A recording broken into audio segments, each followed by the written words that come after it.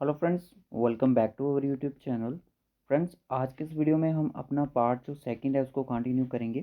So guys, आज के इस वीडियो में हम क्या क्या पढ़ने वाले हैं। आज हम पढ़ेंगे अशोक मेहता कमेटीज़ के बारे में, और जो इसके अलावा भी कुछ और कमेटीज़ थी उनके बारे में भी हम यहाँ पे डिस्कशन करेंगे। तो वीडियो को अंत तक ज़रूर देखना। अगर आप JK SSB finance sub inspector की प्रिपरेशन कर रहे हो तो गाइस, मैंने पूरी डिटेल के साथ ये कंसेप्ट उठाए हैं। तो अगर कोई भी क्वेश्चन बनेगा इन्हीं नोट्स में से बनेगा, आउट ऑफ इन नोट्स में से कोई भी क्वेश्चन ऐसा राइज नहीं होगा। और आज के इस वीडियो में हम पूरा ये पढ़ लेंगे, इसमें हम जितनी कमेटीज़ के बारे में पढ़ लेंगे। और कल के जो वीडियो में करेंगे हम 73rd के बारे में पढ़ेंगे, उसके बाद पढ़ेंगे 74th अमेंडमेंट के बारे में। 74th अमेंडमेंट के बारे में तो ऑलरेडी पढ़ा दिया है, फिर भी मैं आपको थोड़ा थोड़ा सा उसके बारे में भी बता दूंगा, ठीक है, क्योंकि उसका इतना ज़्यादा नहीं है, ज़्यादा था कमेटीज़ के रिलेटेड। तो कमेटीज़ के रिलेटेड अगर इन डिटेल अगर ज़्यादा से ज़्यादा क्वेश्चन पूछा जाएगा तो जो आज मैं पढ़ाऊँगा इसी के रिलेटेड होगा, ज़्यादा डीपली कुछ भी नहीं पूछा जाएगा, ठीक है, क्योंकि इंपॉर्टेंट चीज़ें यही हैं, इनके अलावा और कोई भी आपसे नहीं पूछेगा। चैनल पे जो भी न्यू है चैनल को सब्सक्राइब कर लो, नोटिफिकेशन को बेल कर लो, ऑन कर लो, ताकि आने वाली इसी तरह की इंपॉर्टेंट वीडियो की नोटिफिकेशन हो आप तक सबसे पहले पहुंचे। और डिफरेंट डिफरेंट सोशल मीडिया के प्लेटफॉर्म ज्वाइन करने के लिए लिंक आपको डिस्क्रिप्शन बॉक्स में प्रोवाइडेड है, जल्दी से विजिट करके उनको ज्वाइन कर लो। तो चलिए मैं सीधा टॉपिक पर चलूँगा। और यहाँ आज हम पढ़ने वाले हैं अशोक मेहता कमेटी के बारे में, ठीक है। क्या हुआ, ठीक है, अशोक मेहता कमेटी इन दिसंबर 1977। देखिए, अगर आपसे एग्जाम में पहला क्वेश्चन ये बनेगा कि जो अशोक मेहता की कमेटी थी वो कब लाई गई थी, तो वो लाई गई 1977 में, ओके। और अपॉइंट किसने की थी, वो की थी आपकी जनता गवर्नमेंट द्वारा की गई थी, और पंचायती राज के लिए, ठीक है। अंडर द चेयरमैनशिप, इसके चेयरमैनशिप थे वो अशोक मेहता जी थे, ठीक है। और इसने जो अपनी रिपोर्ट को सबमिट किया था वो किया था अगस्त 1978, ठीक है। ये छोटे छोटे पॉइंट्स हैं, इन्हीं के रिलेटेड क्वेश्चन बनेंगे, ज़्यादा कुछ नहीं बनेगा। और उन्होंने मेड 132 रिकमेंडेशन दी थी रिलेटेड टू पंचायत, इनकी कमेटी के बारे में, कि पंचायती राज सिस्टम में ऐसा ऐसा होना चाहिए, ठीक है। उसके बाद अगर मैं बात करूँ तो 3 टायर सिस्टम इन्होंने रिप्लेस कर दिया इसमें, तो 2 टायर सिस्टम रखा गया, ठीक है। 3 टायर सिस्टम को रिप्लेस किस कमेटी ने किया गया, तो वो किया गया था आपका अशोक मेहता कमेटी ने, ओके। इसमें कौन कौन से 2 टायर रहेंगे फिर, जिला परिषद जो डिस्ट्रिक्ट लेवल रहेगा, और मंडल पंचायत जो रहेगी विलेज लेवल, ठीक है। तो विद टोटल पॉपुलेशन के साथ रहेगी 15,000 टू 20,000 के बीच बीच में यहाँ पॉपुलेशन होगी, वहाँ पे मंडल पंचायत होगी, ओके। उसके बाद नेक्स्ट चलिए, उसके बाद बोलता है कि एग्जीक्यूटिव जिला परिषद, ठीक है। जिला परिषद जो है एग्जीक्यूटिव बॉडी में, जो मैंने आपको बताया था बलवंत राय मेहता कमेटी के बारे में, तो वहाँ पे एग्जीक्यूटिव बॉडी जो तो वो थी, वो कौन सी थी, वो समिति वाली थी, पंचायत समिति थी, ओके। तो ये एडवाइजरी बॉडी थी। रिस्पॉन्सिबल फॉर डिस्ट्रिक्ट न्याय पंच रिस्पॉन्सिबल फॉर डिस्ट्रिक्ट, ये रिस्पॉन्सिबल रहेगी डिस्ट्रिक्ट, यहाँ से आप देख लो, डिस्ट्रिक्ट लेवल प्लानिंग के लिए रिस्पॉन्सिबल कौन है, जिला परिषद रहेगा, ठीक है। और उसके बाद न्याय पंचायत सेपरेट बॉडी है एक, ठीक है, पंचायत से, फ्रॉम डेवलपमेंट पंचायत से है। और प्रिसाइडेड कौन करता है, क्वालिफाइड जजेस को प्रिसाइड करते हैं। इतना सा ही अगर पूछा गया तो न्याय पंचायत से तो इतना ही पूछा जाएगा, ज़्यादा नहीं पूछते। तो ये कौन सी कमेटी में बात की गई थी इसकी, न्याय पंचायत की, तो वो ये थी Ashok Mehta committee, okay. Zila parishad and mandal panchayat to have compulsory taxation power to mobilise their own financial resources, और इनके पास अपनी एक पावर थी जिसे वो अपने एक फाइनेंशियल रिसोर्सेज को मोबिलाइज कर सकते थे, ठीक है। और SC ST की जो वुमेन्स के लिए, उनके लिए सीट से रिजर्व थी on their population, okay. Karnataka, Bengal, Andhra Pradesh शायद यहाँ पे नहीं है, तो मैंने गूगल किया था तो मुझे एक जगह पे दिखा और एक पे नहीं दिखा, तो आंध्र प्रदेश को आप उस पर थोड़ा सर्च कर लेना। रिविटलाइज, इन दोनों में रिविटलाइज किया गया पंचायती राज, तो वहाँ पे 2 टायर सिस्टम था। और अरुणाचल प्रदेश में पहले 3 टायर सिस्टम था, अब यहाँ पे 2 टायर सिस्टम कर दिया गया है, ठीक है, कि वहाँ की जो पॉपुलेशन है वो उसके अंदर नहीं आ रही थी। अब आती है GBK Rao committee.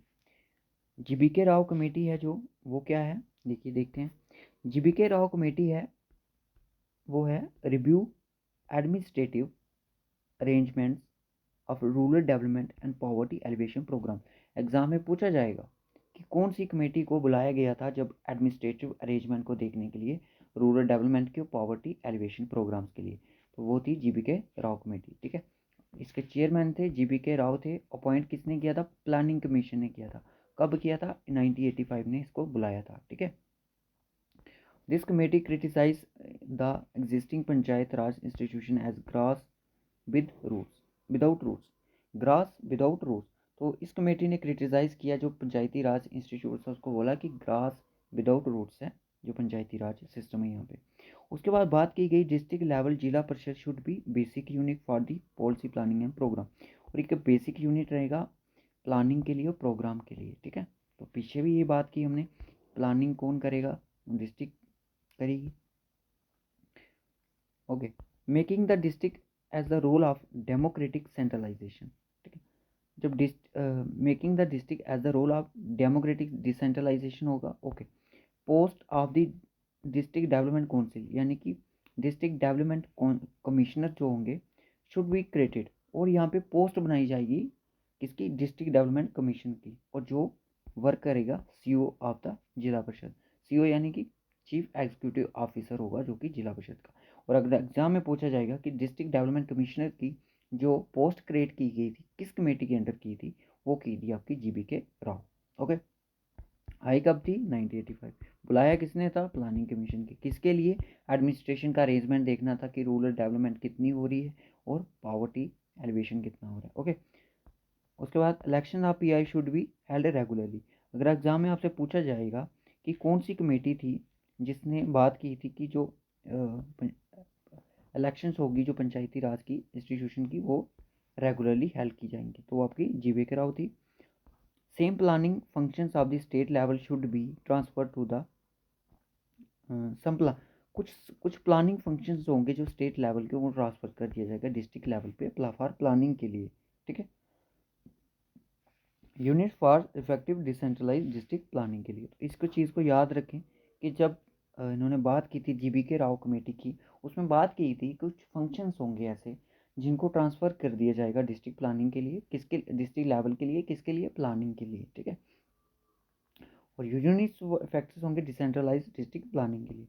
Okay, appoint for the, ये मैंने पढ़ लिया ऊपर। ठीक है, अपॉइंट।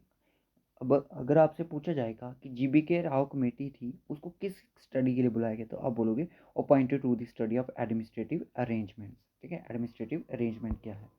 उसके बाद देखेंगे LNB Singhvi committee. Okay, EI 1986 में। ओके, बुलाया किसने? राजीव गांधी ने इसको अपॉइंट किया कमेटी को prepare a concept paper on revitalisation दोबारा से ऑफ PRI panchayati raj institution for democracy and development. ठीक है, अगर डेमोक्रेसी का अगर कंसेप्ट पूछा जाएगा किस कमेटी के अंदर आता है, वो आपका LB सिंघवी के अंदर आता है। बुलाया कब इसको? 1986 में। किसने बुलाया? राजीव गांधी की जो गवर्नमेंट थी उनके द्वारा।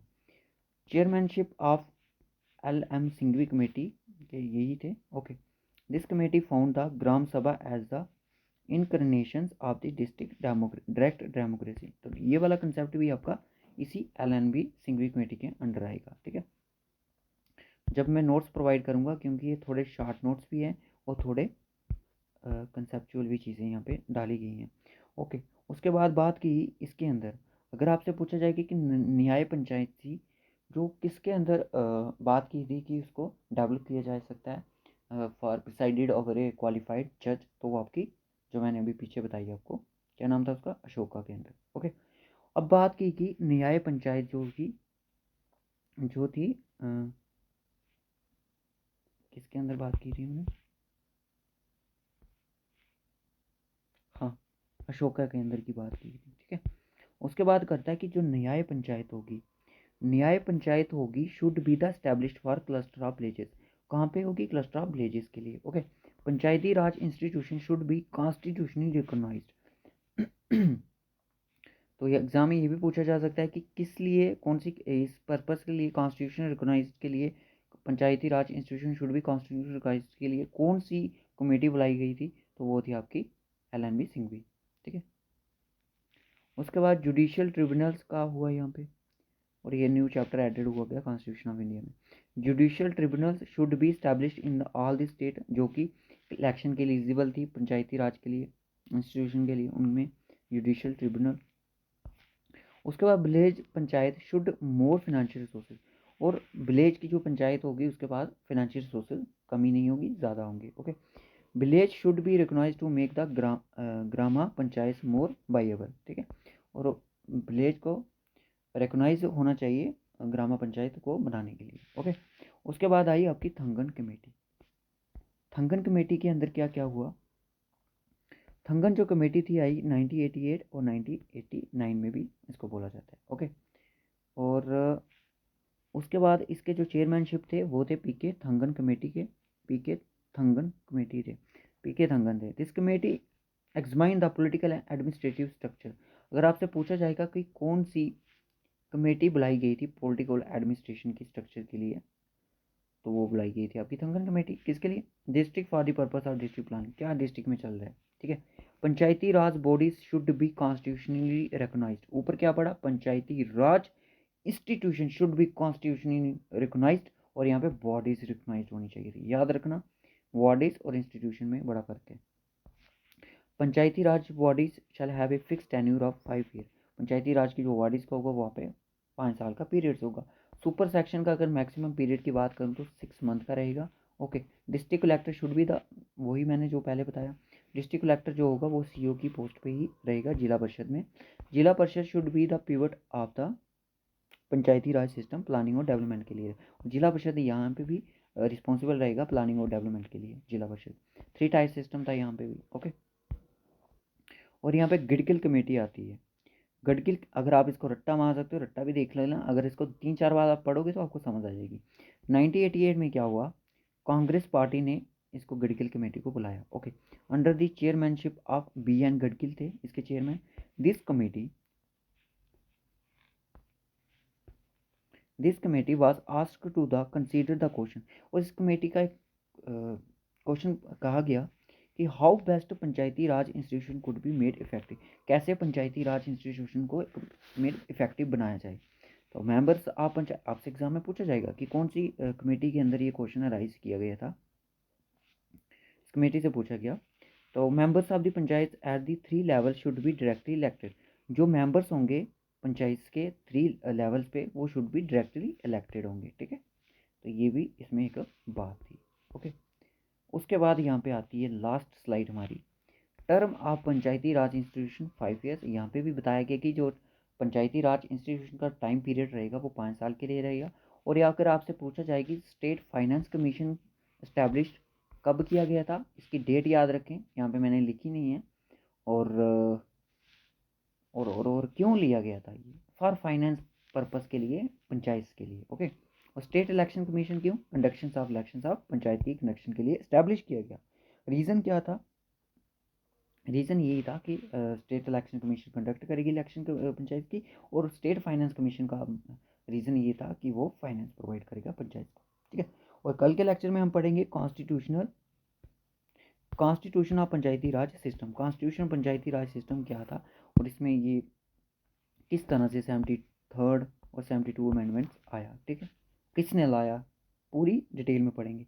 अगर मैं नहीं चाहता कि अगर सब इंस्पेक्टर के एग्ज़ाम में कोई भी ऐसे रैंडमली कोई क्वेश्चन पूछ लेगा इसमें से, तो आप उसका आंसर ना कर पाओ, ठीक है, उसका आप आंसर ईजिली दो सकोगे।